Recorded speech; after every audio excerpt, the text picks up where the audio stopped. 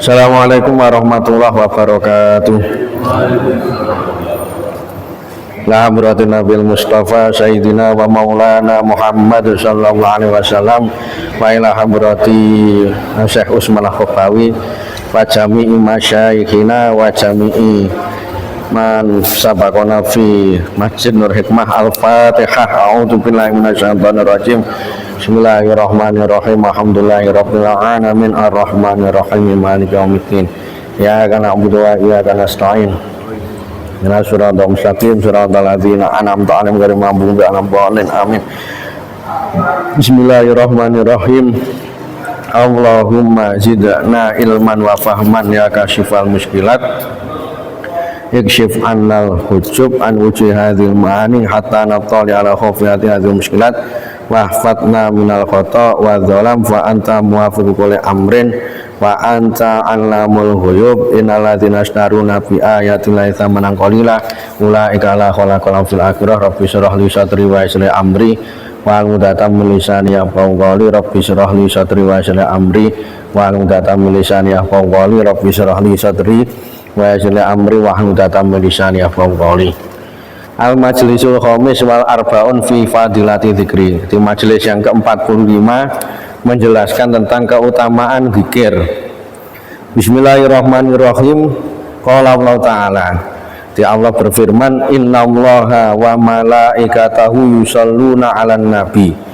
Jadi sungguhnya Allah kemudian malaikatnya Allah ini sholawat kepada Nabi. Ya ayyuhalladzina amanu shollu alaihi. Jadi wahai orang-orang yang beriman, maka bersalawatlah kamu kepada Nabi, wasallimu taslima, dan membacalah salam kepada Nabi. Jadi di sini pahami bahwa Allah, malaikat ini bersolawat kepada Nabi. Jadi maksudnya Allah bersolawat itu Allah memberikan rahmat dan keagungan kepada Nabi. Kemudian maksudnya malaikat niku bersolawat itu adalah mendoakan, memintakan sesuatu kepada Nabi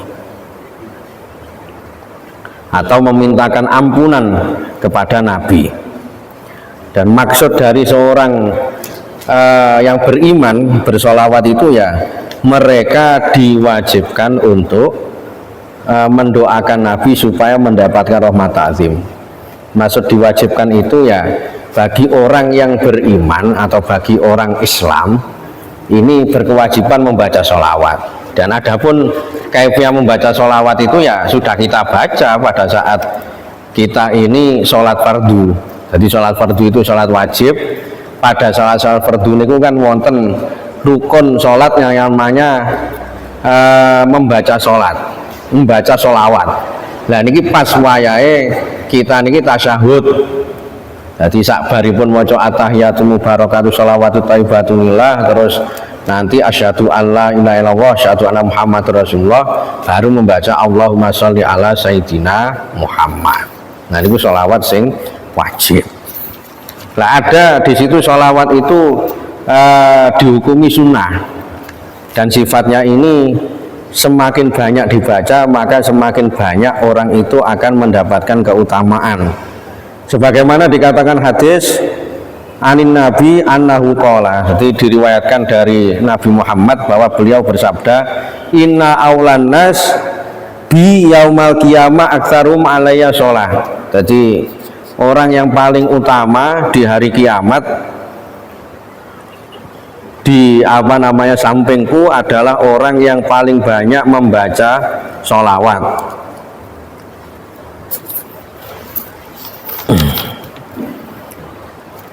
Jadi membaca sholawat niku nggih fadilahnya itu sangat besar sekali. Dan karena memang macam-macam atau mungkin sangat besar sekali fadilahnya, maka ulama-ulama dulu juga banyak yang di situ mempunyai sholawat dengan berbagai segot. Ya kalau segot yang biasanya kita baca niku nggih, segot yang paling pendek itu shollallahu ala Muhammad. Biasanya dibaca berkali-kali, entah sehari itu 100 kali atau sehari ini 1000 kali. atau biasanya kita nasyidkan atau kita ucapkan pada saat kita ini di majelis sholawat. Dan itu termasuk sholawat nih kok. Cuma kadang kita tidak merasa karena yang kita pahami ini lagu-lagu nih. Dan nek ketipu ngene apa wonten napa jenenge rebanane wonten darbukane nika sing dipahami ngene ku mawon, padahal sing diwaos kuwi sholawat asline niku.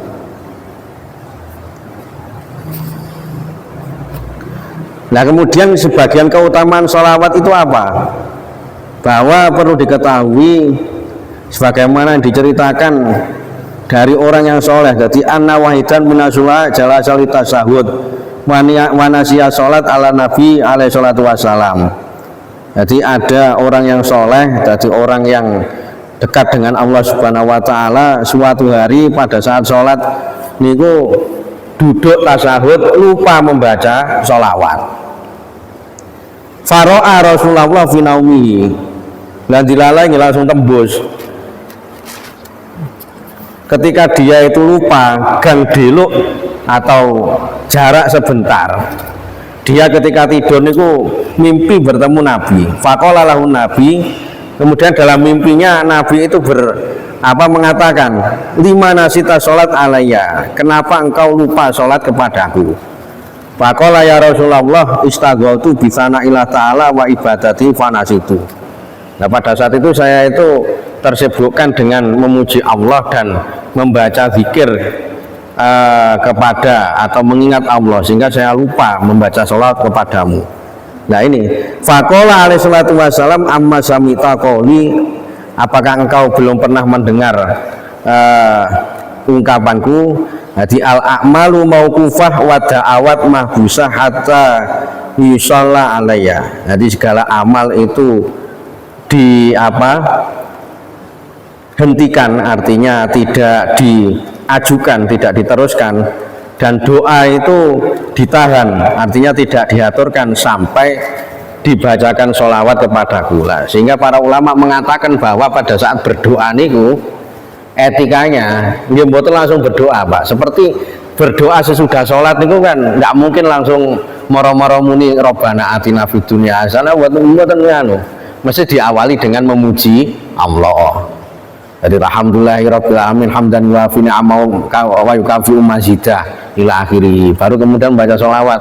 Allahumma sholli ala sayyidina Muhammad sholatan tunjina ila akhirih. Nah karena apa? Karena ketika kita meminta kepada Allah, kok kita itu langsung menghaturkan apa yang kita minta. Lah niku nggih sami kaya tiyang narget, Pak. Orang niku ketika meminta kepada makhluk saja, dia itu ya nggak langsung meminta. Kalau nanti meminta ya mesti etikanya kurang. Kalau langsung meminta itu dianggap kurang ajar. Ketika ada orang ngemis mestinya kan dengan ekspresi atau mungkin wajah yang melas. Kemudian kadang niku nggih jenenge ngelem-ngelem rumiyin. Kadang itu sampai diomongi, ya Allah Pak mugi-mugi mawon ganjaran bagi sampean lemah telus Gusti Allah sing bales. Begitu juga kita meminta kepada zat yang menciptakan manusia. Ya harusnya dengan memuji Allah dulu, kemudian dengan membaca sholawat. Karena Nabi Muhammad itu adalah perantara kita bisa tersampaikan doanya kita kepada Allah Subhanahu wa ta'ala. Nah, sehingga dianjurkan pada saat berdoa itu membaca sholawat atau juga memuji Allah Subhanahu wa ta'ala. Dikatakan lagi termasuk keutamaan berzikir dengan membaca sholawat niku, dikatakan an Anas bin Malik anin Nabi alaihi salatu wasalam annahu qol ma min du'a ila baina wa baina sama hijab. Jadi tidak ada doa yang dianturkan dan diantara langit yang menangkap doa itu kecuali ada penghalang. Jadi doa yang akan diaturkan itu kadang tidak sampai, itu maksudnya bukan berarti tidak didengar oleh Allah, tapi di situ ada penghalang, di mana penghalang tersebut itu disebabkan karena ada suatu. Nah di sini katakan hatta yusalla ala nabi alaihi salatu wassalam. Fa idza shalla alaihi yakhriqu dzalikal hijab. Jadi ketika makhluk itu mengawali doanya dengan membaca sholawat, maka hijab yang menjadi penghalang antara doa dan sampainya ke langit itu akan hilang. Wa yadkhulu doa, dan ketika membaca sholawat maka doa itu akan cepat masuk. Wa illam yusolli roja'a du'ahu, dan ketika nanti tidak membaca sholawat, ya maka doanya itu ya seperti kiriman yang di situ tidak sampai. Nah di sini para ulama menggarisbawahi begini, bahwa kenapa dalam membaca doa niku kok dianjurkan bersolawat dahulu? Ya karena begini Pak, secara logika ya, kalau secara, nah ini kan ya mestinya secara ta'abudi ya. Tapi kalau secara ta'abudi kadang orang itu nggih mboten deng, dalam artian mboten nompo. Maksudnya ngeten, secara logika saja ketika orang itu ingin bertemu dengan atau ingin meminta kepada manusia yang punya harta, atau manusia yang di situ mempunyai pangkat, dia kadang meminta itu tidak secara langsung. Apalagi kalau meminta kepada Allah Subhanahu wa taala. Jadi sama seperti kita ini ketika meminta proposal atau istilahnya napa iki jenenge minta dana kepada gudang garam saja, perusahaan rokok niku. Ya ndak mungkin Pak, moro-moro panjenengan niku buka gerbang terus napa jenenge mlebu kantor terus langsung menyerahkan proposal itu. Ya mestinya lewat pintu ini. Nanti kalau pengen ketemu sama direktur, sebelum ke direktur itu ya lewat asisten dulu, kemudian diarahkan hasilnya ini. Nah kalau panjenengan itu langsung masuk, ya tidak bakal ditemui. Karena apa? Karena di situ ada protokolernya. Itu kalau nisbatnya kita meminta kepada makhluk, apalagi kalau kita meminta kepada zat yang menciptakan makhluk, ya ada protokolernya lagi, yaitu diantaranya kita membaca sholawat. Karena Nabi Muhammad itu adalah Nabi yang dianggap Nabi yang paling dekat dengan Allah Subhanahu wa taala. Karena Nabi Muhammad itu sebagai Nabi yang paling mulia di antara para Nabi. Saking mulianya, sampai nabi-nabi terdahulu kok ngerti umat Nabi Muhammad itu diberi keutamaan dengan keutamaan yang lebih. Nabi sebelum Nabi Muhammad saja Mary pingin dados umatnya Kanjeng Nabi. Ini cara ngomong ele-elean, wis gak paten aku dadi nabi gak apa-apa lah. Yang penting aku iso dadi umatnya Kanjeng Nabi Muhammad. Nah ini kenapa Allah memberikan keutamaan kepada umat Nabi Muhammad? Karena umat Nabi Muhammad itu umat yang hidup di akhir zaman. Jadi umat sing nemoni kiamat, Pak. Umat sing mepet kiamat. Ya jelas umat yang dalam keadaan akhir zaman ini secara tenaga, secara fisik itu ya jauh dibanding umat-umat terdahulu. Jadi kalau kita mengetahui sejarah penciptaan dunia itu ada awal mulanya ketika dihuni manusia. Manusianya itu tinggi-tinggi, umurnya itu juga panjang. Nabi Adam itu hidup usianya itu ya berapa ratus atau berapa ribu tahun. Tingginya itu juga sangat tinggi sekali. Lama-kelamaan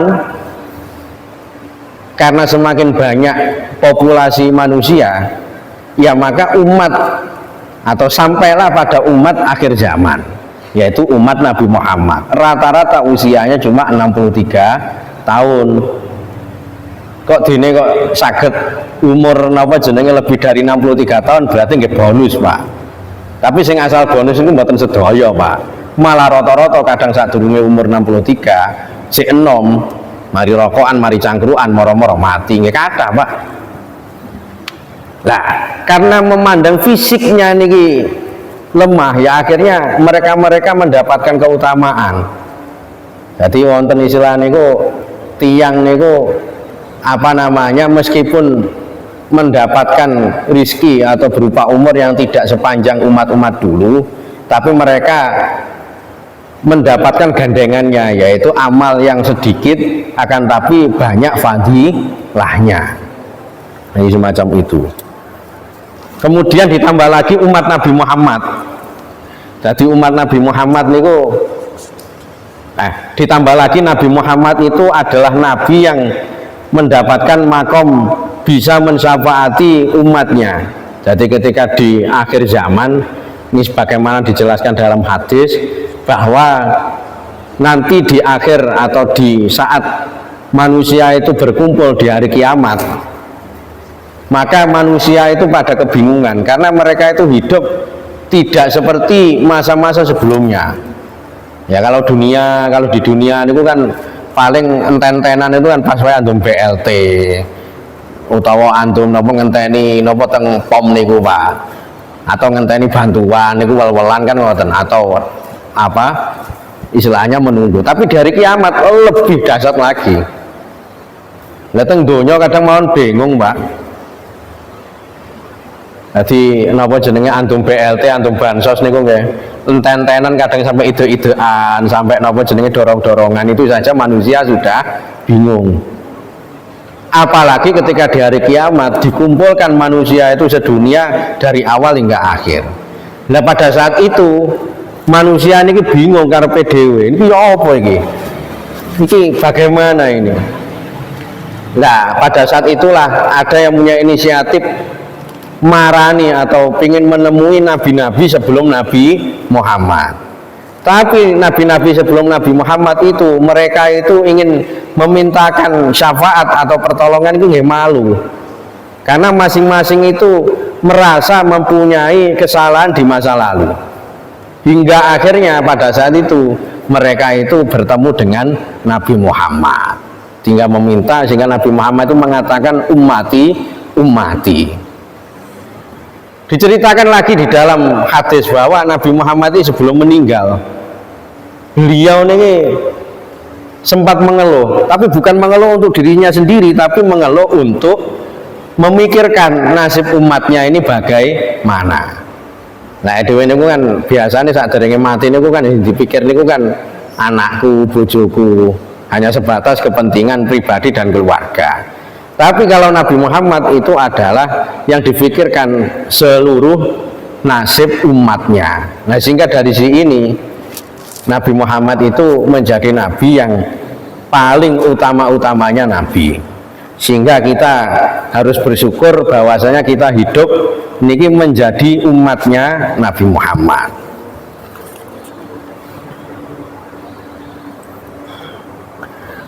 Diceritakan lagi bahwa anna Zaidan ro'an Nabi alaihi salatu wassalam fi naumihi. Jadi ada seorang zuhud yang bermimpi bertemu Nabi Muhammad di dalam tidurnya.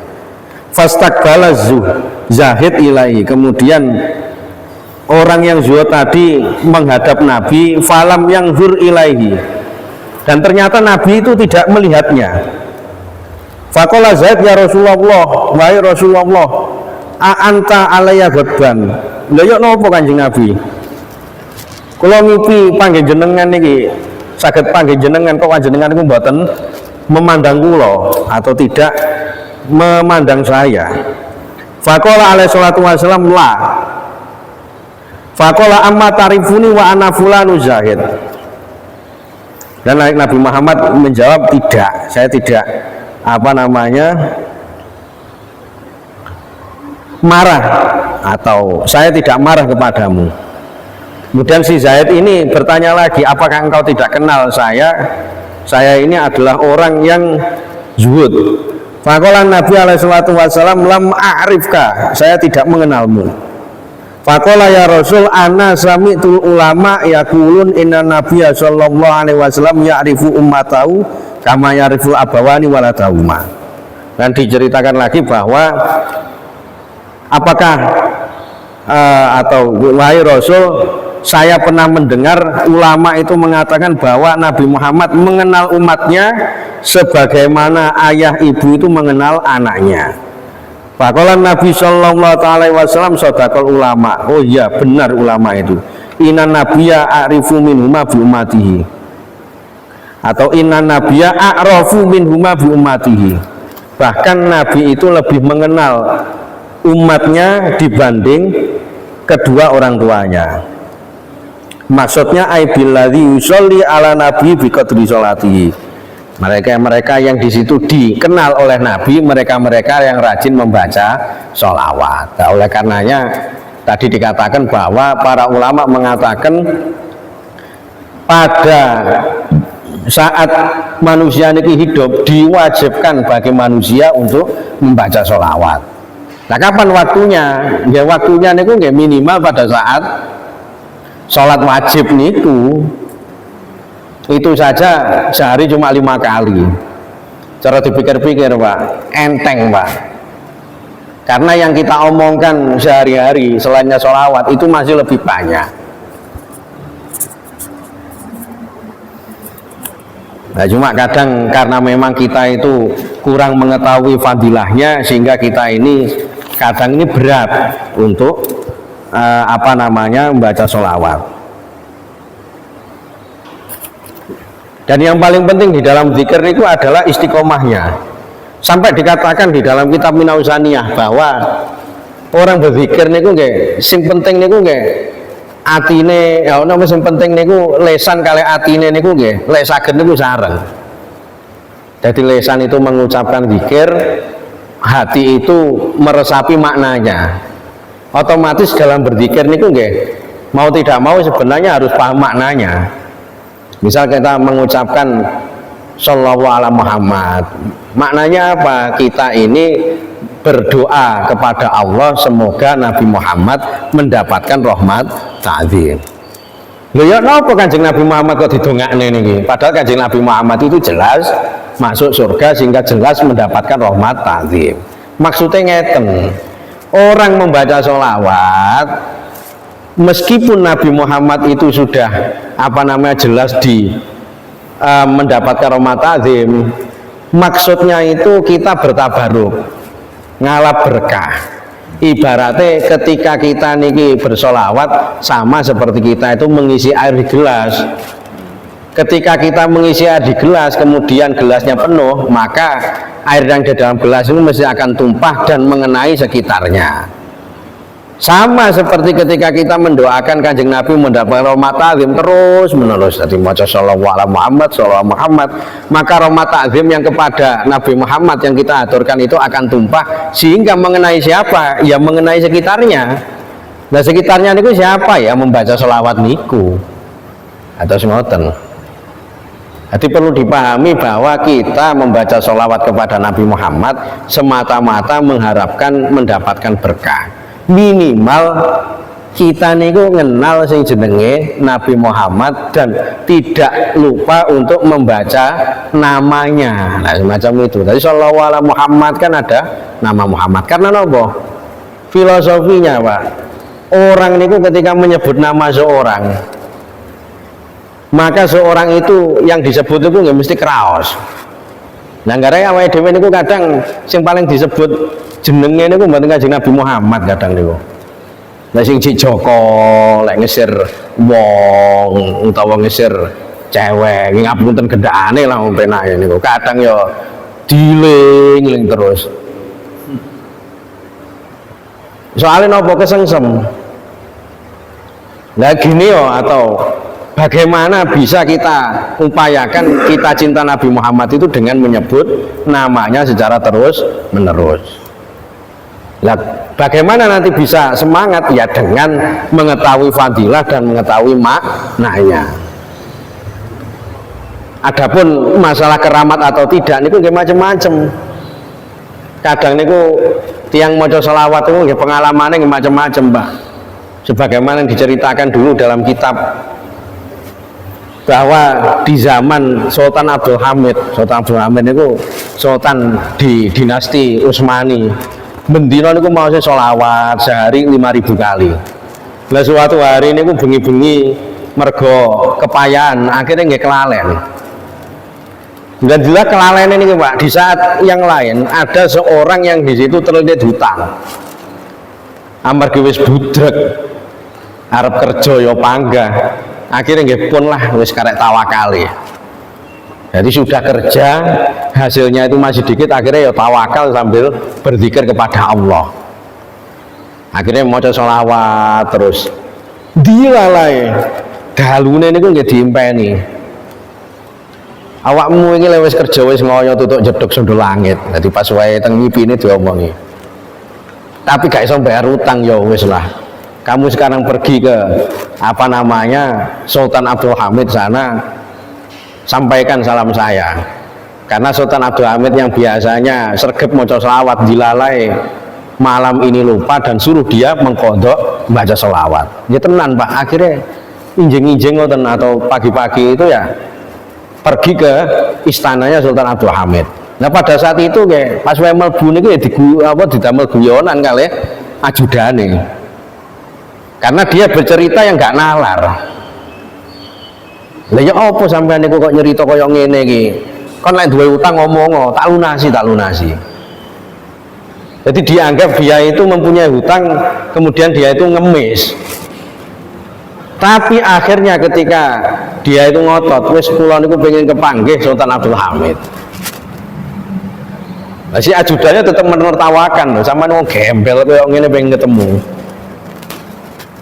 Lah akhirnya ketika dia bertemu dia menghaturkan, "Wahai Sultan, ngapunten kemarin saya itu mimpi ditemoni Kanjeng Nabi suruh mengingatkan engkau karena engkau niki setiap hari baca sholawat dilalai malam kemarin lupa." Dan ternyata betul Pak, ternyata malam yang dimaksud itu Sultan Abdul Hamid itu lupa. Lah akhirnya Sultan Abdul Hamid itu merasa bahwasanya beliau niki sing biasanya maca sholawat terus kelalen, akhirnya nggih matur suwun pun diling nih. Nah akhirnya Sultan Abdul Hamid memberikan uang kepada si pengemis. Nah cerita-cerita semacam ini memang ya terkesan apa namanya tidak masuk akal. Ya, bukan terkesan itu betul masuk akal, tapi bukan berarti tidak mungkin. Tapi nggih mboten kenging didamel itimat. Keranten Gusti Allah niku memberikan pertolongan kepada orang ini wis kadung mepet tutuk jeduk sundul langit. Jadi al-madad biqadril istidad. Jadi pertolongan Allah itu kadang sifatnya ada yang di luar nalar kepada orang yang sudah berusaha sing sifatnya niku wis tutuk jeduk sundul langit. Kalau nanti ini dibuat itimat, ya akhirnya kita ini ketipu. Wis gak usah kerja lah, maca sholawat aja cukup. Lah niku sing salah. Kita kerja dulu, kita berusaha dulu, baru ketika tutuk jeduk sundul langit ndas dadi sikil-sikil dadi ndas kok panggah koyok-koyok ngene. Kita bertawakal memperbanyak zikir kepada Allah Subhanahu wa taala. Karena filosofinya yang memberikan rezeki itu ya Allah Subhanahu wa taala. Berarti kalau manusia niku pengen tambahan rizki, ya harus mendekat dengan yang memberikan rizki. Jadi semacam itu filosofinya. Dan semoga saja kita oleh Allah Subhanahu wa taala diberikan rizki yang berlimpah sehingga kita niki terpenuhi kebutuhannya. Amin ya rabbal alamin. Wallahu muwaffiq ila aqwamit thoriq. Assalamualaikum warahmatullahi wabarakatuh.